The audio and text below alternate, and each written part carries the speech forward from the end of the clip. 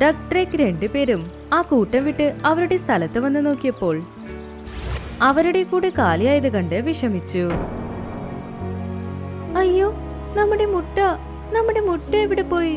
നമ്മൾ വെച്ച മുട്ട നമ്മുടെ കൂട്ടമല്ലാതെ വേറെ ആരും കണ്ടില്ല. അങ്ങനെയുള്ളപ്പോൾ ആരും എടുത്തുകൊണ്ടു പോയത്? അത് കേട്ട് ഡക്ക് ആലോചിച്ച് ഇങ്ങനെ പറഞ്ഞു. ഇത് കണ്ടുപിടിക്കാൻ നമ്മൾ എന്തെങ്കിലും ചെയ്തേ പറ്റൂ. നോക്ക്. അങ്ങനെ പറഞ്ഞ ഡക്ക് ഡ്രിക്കിന് ഒരു ഐഡിയ കൊടുത്തു.